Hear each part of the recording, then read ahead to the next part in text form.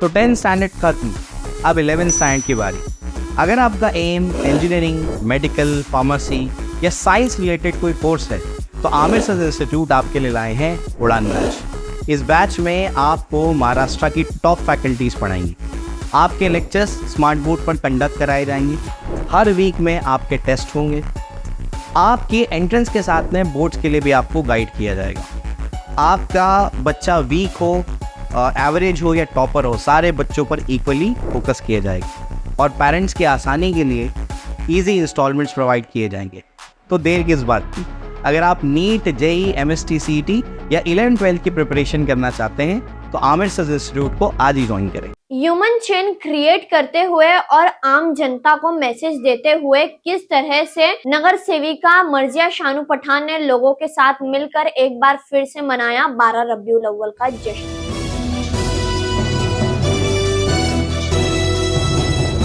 मैं रुमेला कामदर, हिंदुस्तानी रिपोर्टर में आपका स्वागत है। प्रभाग 32 से नगर सेविका मर्जिया शानू पठान एक बार फिर से उन्होंने लोगों के साथ ह्यूमन चेन क्रिएट किया और आम जनता को मैसेज देते हुए लोगों के साथ मिलकर 12 रबीउल अव्वल का जश्न एक अनोखे ढंग में मनाया। हर साल की तरह उन्होंने इस साल भी 12 रबीउल अव्वल का जश्न जो है अनोखे ढंग में मनाया है।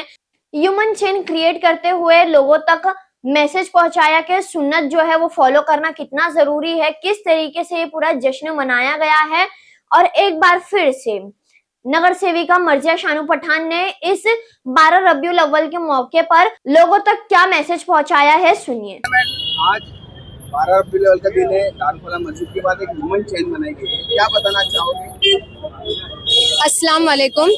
आज 12 रबीउल अव्वल है। सबसे पहले आप सभी के माध्यम से मैं सभी को 12 रबीउल अव्वल की मुबारकबाद देती हूँ। दूसरी चीज़ कि आप सभी को ये पता है, जितने भी हमारे मीडिया के भाई है, कि ये हमारा 5th ईयर है। पिछले 5 सालों से अल्हम्दुलिल्लाह हम लोग ने ये एक क्रिएटिव इनिशिएटिव निकाला है कि आज के दिन आपको सभी को पता है अलग अलग लोग अलग अलग तरीके से रसूलुल्लाह सल्लल्लाहु अलैहि वसल्लम के लिए अपनी मोहब्बत दर्शाते हैं। मगर हमें ऐसा लगा था 5 साल पहले कि अगर हम रसूलुल्लाह सल्लल्लाहु अलैहि वसल्लम से मोहब्बत करते हैं तो उनकी सुन्नतों को लोगों तक पहुंचाना हमारा फर्ज है, और लोग जब इसको फॉलो करेंगे तब हमारी मोहब्बत मुकम्मल होगी। और अगर हम रसूलुल्लाह सल्लल्लाहु अलैहि वसल्लम से मोहब्बत करते हैं तो उनकी सुन्नतों को फॉलो करना ही हमारी मोहब्बत का सबसे बड़ा एक पैमाना होगा। तो रसूलुल्लाह सल्लल्लाहु अलैहि वसल्लम is known as prophet for all. उन्होंने जितनी सोशल टीचिंग्स दी है, जितने सोशल मैसेजेस दिए हैं, महिला के ताल्लुकात से, बच्चों के ताल्लुकात से, राजकारण कैसे करना है उस ताल्लुकात से, लोगों के साथ व्यवहार कैसा करना है, पड़ोसी के साथ कैसा रहना है, बिजनेस कारोबार कैसा करना है, ये सारे जो हम रसूलुल्लाह सल्लल्लाहु अलैहि वसल्लम की टीचिंग्स है वो लोगों तक पहुंचाना, हमें ऐसा लगा कि ये सबसे बेहतरीन तरीका होगा नबी करीम पाक सल्लल्लाहु अलैहि वसल्लम के लिए मोहब्बत दर्शाना। और जैसे आप देख सकते हैं कि मेरे कार्डबोर्ड पर लिखा है कि लोगों के लिए आसानी पैदा कीजिए। आज नफरत का जो ये माहौल हमें देखने को मिलता है उसमें लोगों के लिए मुश्किल ना पैदा करें। जैसे कि हम नहीं कुछ भी बोलते हैं, किसी को भी कुछ भी बोल देते हैं, और बस बोलने के लिए अल्लाह ताला ने हमें ज़बान दिया तो हम कुछ भी बोल देते हैं। तो हमारे नबी ने हमको कहा है कि हम बोलने से पहले सोचें, आसानी पैदा करें, लोगों को खुशखबरी दे, लोगों के लिए आसानी पैदा करें। तो ये मुझे ऐसा लगता है कि आज की तारीख में बहुत ज़्यादा ज़रूरी है कि हम एक दूसरे के बारे में सोचें। और रसूलुल्लाह सल्लल्लाहु अलैहि वसल्लम के सिर्फ इस देश में नहीं, पूरी दुनिया में मानने वाले हैं, पूरी दुनिया में चाहने वाले हैं।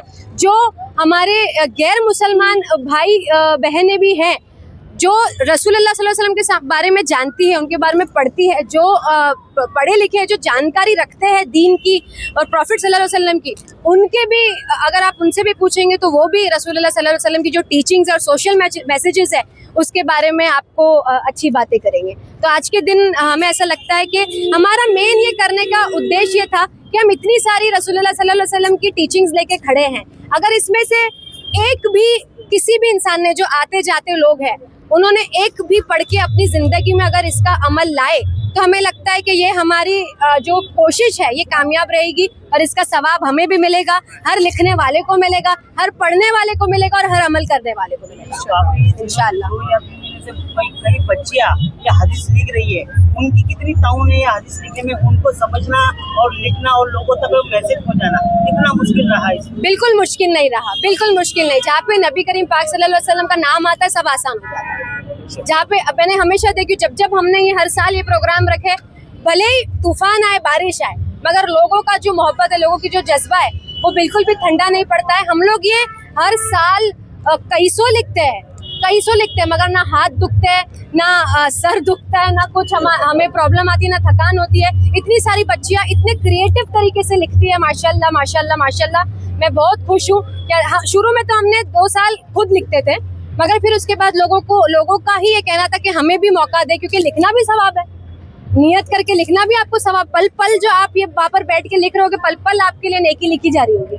हमारे नबी जब दुनिया में आए और उनको जब नबूवत मिली, उसके बाद बच्चियों को जो इंसाफ मिलना था उनको इंसाफ मिला। आज बच्चियां कहाँ से कहाँ पहुँच रही है, उनको लिए भी कहीं ना कहीं अभी उस सरकार के द्वारा जो बच्चियों के साथ व्यवहार हो रहा है उसको लेकर किस तरह का संदेश रहेगा? फिलहाल मैं सिर्फ ये कहूँगी कि रसूल अल्लाह सल्लल्लाहु अलैहि वसल्लम के बारे में जो जानते हैं वो तो जानते हैं, और मैं मगर ये अर्ज करूँगी कि लोगों को कि आप इसके बारे में और रिसर्च करें कि रसूल अल्लाह सल्लल्लाहु अलैहि वसल्लम ने जब बच्चियों को मारा जाता था गर्ल चाइल्ड के तौर पे, तब रसूल अल्लाह सल्लल्लाहु अलैहि वसल्लम ने उस चीज़ को, उस प्रथा को कैसे रोका, और कैसे सिर्फ बच्चों के नहीं औरतों के लिए, चाहे औरत आपकी बीवी हो, आपकी बहन हो, आपकी बेटी हो, या आपकी औलाद हो, या कुछ भी हो, महिला या कोई गैर हो, आपका खून नहीं भी है मगर औरत है, तो उसके लिए कैसा व्यवहार करना ये रसूलुल्लाह सल्लल्लाहु अलैहि वसल्लम ने हमें सिखाया।